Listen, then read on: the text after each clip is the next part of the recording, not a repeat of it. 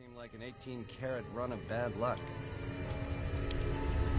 Truth is, the game was rigged from the start.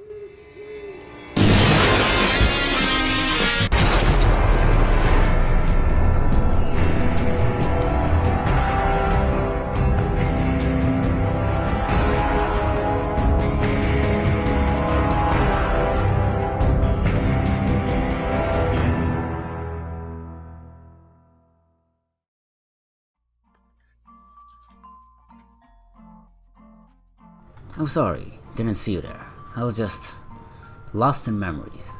Memories of a dream. You know, I used to explore these wastelands too. I had big dreams. Dreamt of being big. I wanted to go to the strip, swing with the big boys, and just have fun until the inevitable takes us by storm for good. Not everyone gets a bingo, kid. Nobody does. Care to hear my story? Look out!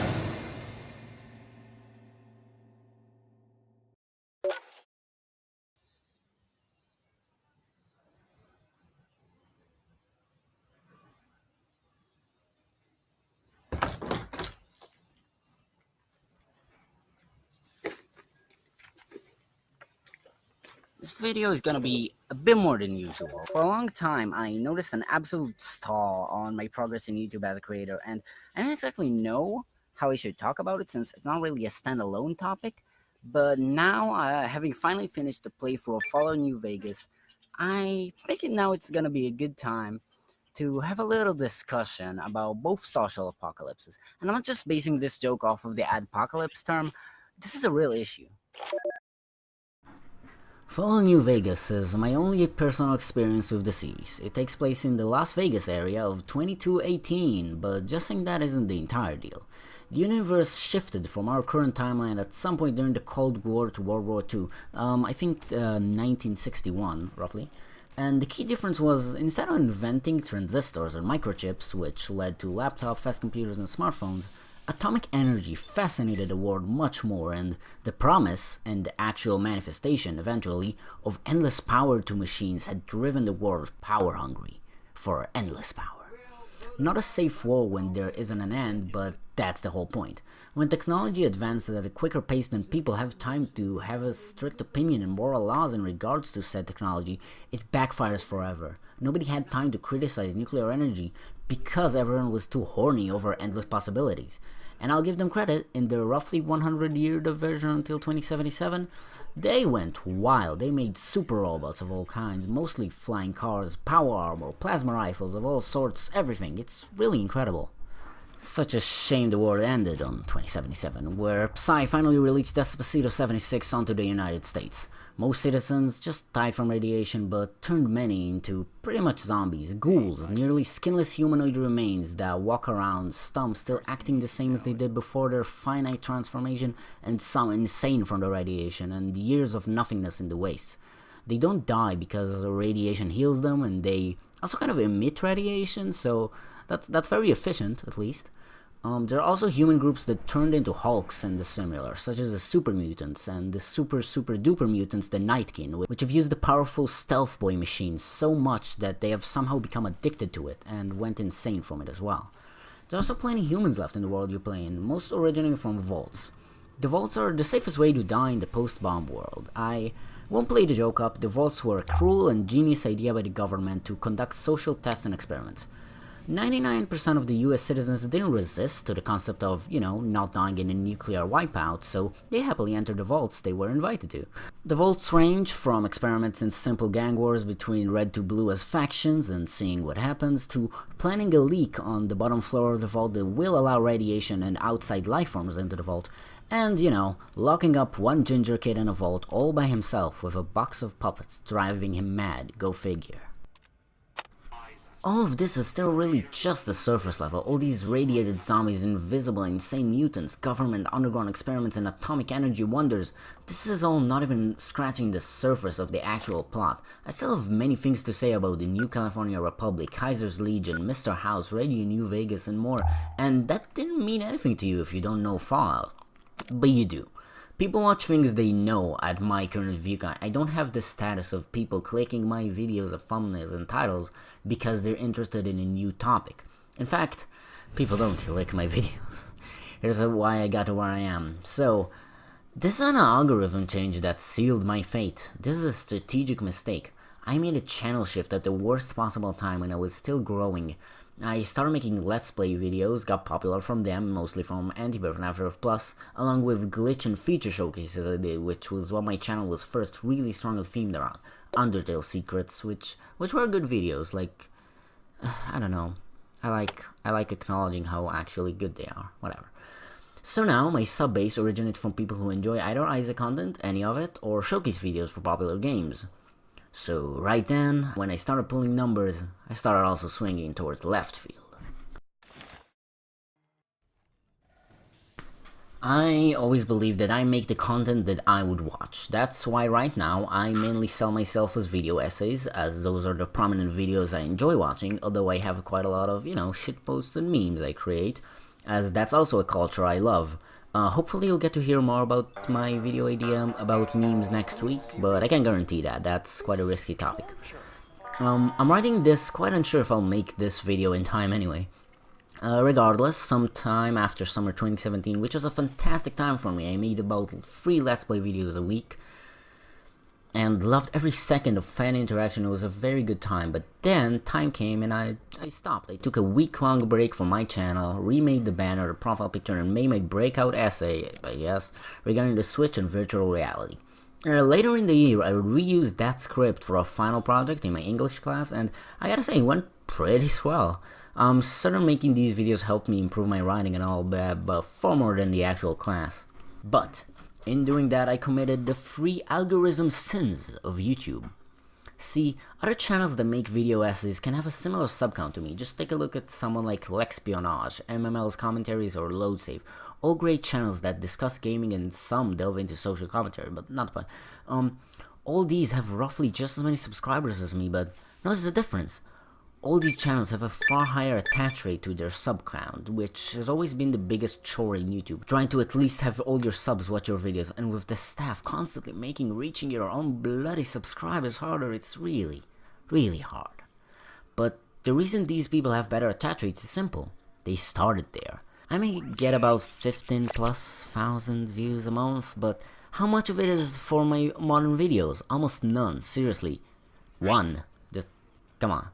And it's not even an essay, it's a compilation of Donkey in 2017. None of this is about me, which means all of this audience does not care for me. I am absolutely #blessed to have a community that does like me in our Discord. I love all the friends I make through this channel, and it really means the world to me that there are still some people that stayed even with the channel shifts. Thank you.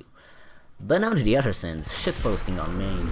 That's right, having inconsistent upload schedule, or at least a lacking schedule, can get YouTube to quickly mark you off as dead. Almost 2 weeks with no uploads, followed by a drop in views and shift of content. All those combined just ended my channel. It's practically meaningless. The algorithm can't switch this late unless this video, for example, gets really big and drives a number that can override the dead sub count, and by that, changing my tags in the system to my current content form. But really, unless I get a big shout out from a big YouTuber or get lucky trying to promote myself in like Reddit or whatever, both of which I don't think I'll enjoy trying because that just kind of feels wrong, you know? Yeah, I'm dust, kid. Go back to the wasteland. There's nothing for you to find here.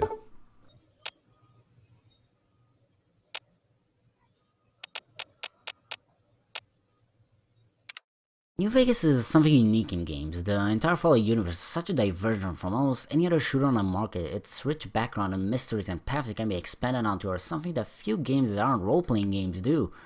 Because Fallout is a role-playing game. Patrolling the Mojave almost makes you wish for... It's practically common knowledge, but to get you up to speed, the first 2 Fallout games, and some others I guess, were isometric 2D-ish text-based RPGs in the likes of, I don't know, Final Fantasy. This is the thing. I don't play RPGs usually. I don't find anything appealing in text on text on text, but Fallout tricked me anyway with its modern revision. It took the formula right into the heart of enjoyable shooting mechanics, fun areas, of course the alluring visuals of New Vegas. It all hides the fact that most of what I do is actually read text. Managing my inventory feels fast because it means I go right back into action once I do it well. Conversations will lead to my story while travel next, and VATS. Oh, VATS. VATS are the game's cherry on top of modernizing the RPG genre. The VATS might seem like an overpowered headshot machine, but a key aspect of Fallout is role-playing a bit yourself. On many fights where just surviving until I can land enough headshot with VATS didn't seem like the most enjoyable method, I did decide to delve a bit deeper into the combat world and start strategizing. Do I aim for the legs and slow down the big gunners? Do I try to knock down the gun off their hands? Do I aim for the guy far away and risk missing him entirely? It becomes much less of a mindless shooter, but it doesn't feel mundane and boring because of how dynamic the results are and not very clearly determined by spots on a grid. It's moving, it's agile, everything is sliding around, the NPCs are coded very deeply to react to different situations, and you can learn patterns as you go through the game. And by pattern I mean exploits. Of course, I can't just praise New Vegas for so long without doing a fair bit of criticism about the bugs. The game is buggy as hell.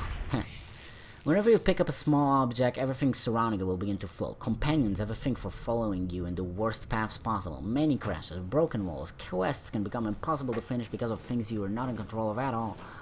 This used to be fine because of the time the game came out in, but now with Zelda Breath of the Wild using the same engine, Havoc, for handling their physics, there were clearly different approaches. Nintendo, being the perfectionists they aspire to be, delayed the game over and over and over. They said this in many interviews. The reason the game took this long to make was because of engine imperfections, specifically floaty objects were mentioned, and Bethesda, followed by Obsidian, just went whatever. They didn't go all out on perfecting this massive hurdle and just carried it with them. And as a result, the hurdle clung on and was always in front of the final product.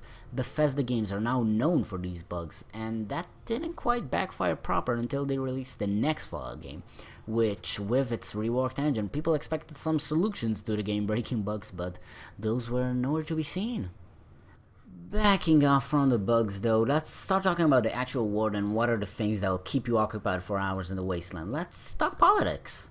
Kaiser's Legion. I'll save you the story, but click here or the end card at the end of the video to hear a really good discussion about this whole background of the debacle I'll cover now.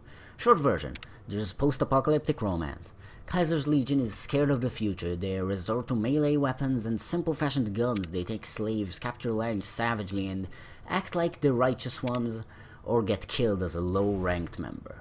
They are built around giving the leader more defenses, and for that they take over all the land they can, either gathering resources or gathering people with no better future in sight. Kaiser, the leader, does not know, however, the end of the Roman Empire's life. He does not predict two very likely outcomes of the clan's ways, one being him dying of old age, or, well, you know, the brain tumor he casually mentions a couple of times, leaving the Legion confused and lost in the wastes, or running out of places they can capture. They don't have any chance of capturing the strip itself or interest, and in the other way is just NCR territory, and the far more successful one than Vegas's NCR camps. Alright, who are NCR? Didn't cover that. The New California Republic are a comically tragic faction of the Texas wasteland. The NCR originated as an attempt to bring back the latest pre-war governing back to America, but conceptually they wanted to do it without all the parts that flawed it. But those flaws didn't come packed in with the ideas. They were a result of the good ideas it had, but the NCR didn't seem to get the memo. The NCR seems like the government when you first go through the game. Solid armor, many encampments, buildings, ranks. Hell, my country's army feels less organized. At first, one of the longer and more important side quests related to the NCR revolves around traveling to different stations, helping communication errors, radar attacks, problems, radiation, and an entire atomic bomb, whoops, Legion attacks, and throughout all those quests and their paths, two things keep coming up in conversation: lack of supplies and lack of communication. Not good. We still haven't gotten any support from the rest of the NCR, and the Legion is kicking our ass right now. Any word on Station Charlie? We have no men or supplies, and we're stretched too thin trying to guard the entire river. If the brass back home could get their heads out of their asses long enough to send support, we could turn this all around. We are so fucked here. How can we ever hope to fight off the entire Legion? The NCR roots in, well, California just kinda sent soldier groups after groups to the Vegas region just to test the waters, but they didn't call them back until something good came out of it. And when something good came out of it, Hoover's damn power capabilities and their political influence, they just told them to stay, having nothing to do. No need for resources until the last second. A confusion breezing through everyone as they aren't even sure what they were meant to do here in the first place, far away from home. And I make a great anecdote here of war never changes, but it deserves to be said in the better follow video essay than this. Please watch this video about the two factions. And whew, boy, speaking of war, it was not easy to find good video essays to link here. I made a playlist that I also recommend going through later of good Fallout New Vegas essays, because most I found were why FNV is better than F4, 10 reasons New Vegas got it right, Fallout 4 actually sucked. And all those contrarian videos are something I didn't even want to consider giving the dissatisfaction of a click. But I still know they're doing better. I know that gets views. If you want a YouTuber that does good clicky thumbnail discussions, check out Haydux, please. He discusses stuff like contrarianism as well, but I do have to say, I don't accept it as much as he does. I think there's ways to get attention, which is a normal thing to want, again, without doing it by disturbing other people's experiences or feelings over something. It's a rough place out here, but because of the way people work, trying to defend things they love for the fairly fair goal of supporting the people who made the game so there will be sequels and they will be happy, but overall, comments have no actual influence compared to a video essay. Blue Shades made an excellent video talking about the dangerous power of one-sided video essays and how they can enforce an opinion from such a high platform over any denial. I strongly recommend you watch that too, to again, just give you a little more food for thought about any future video essay I do or anyone does. All these videos I mentioned are linked in the description so you can round them up at the end of the video. Personally, I think my thumbnails are well done and portray the content fairly well. I might not be the purest option, but I think I'm in a fairly respectable position in this regard. My thumbnails have this simplistic shitpost-like style to them, especially on streams, which are equally shittier in content in terms of complete quality and downtime. And those elements are meant to attract the relating crowds. And if the goal of that is the people are being happy, sure. And I think I'm not the first to try this mindset. One of the things I find psychologically fascinating about Fallout is the radio.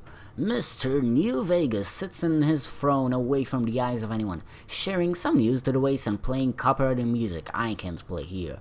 And for many people, that classic 60s swing music played throughout all games are one of the most memorable aspects. Big Iron, Country Roads, Set the World on Fire, all these songs are so cheerful with a funky beat and a lovely voice to them, but why? Why does everyone remember the cheerful music when what they're actually going through is what remains of hell? It's essentially almost every person who played this game falling into the government's delusion in a way. Now, don't get tinfoiling just yet, this is just the biggest memory of it, but everything in the game that remained of the old world is quite similar, and most notably, your Pip-Boy and Voltec. Volt-Boy, this smiley fella won't stop shining his merry teeth at you until the very end. Everything you achieve, everything you go through, everywhere you go, a smile and a promise of an ideal lifestyle is still presented to you 200 years after the world has ended. So I played my second playthrough without music. It was odd. The soundtrack is pieced of seemingly random environmental bits, and I checked the files later in the music in order to make this video, and yeah, all you hear are 5 to 10 second excerpts of certain notes and tracks at a simple, melancholic chord, pieced together to fit the mood, time and day, and danger levels.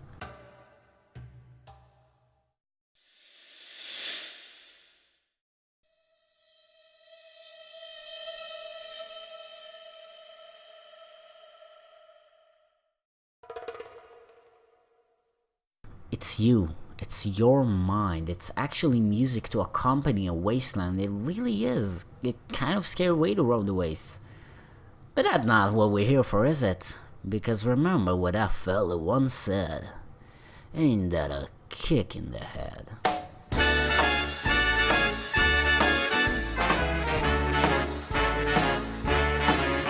How lucky can one guy be?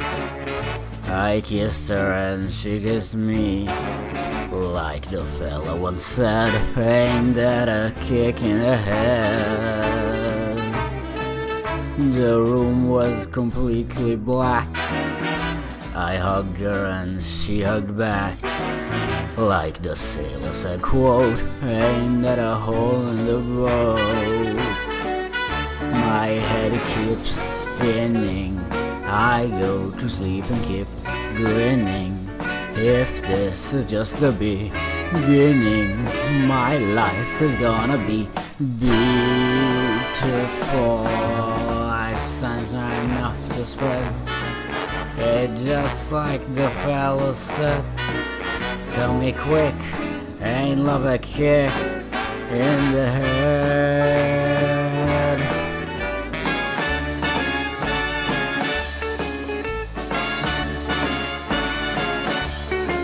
Like the fella once said, ain't love a kick in the head?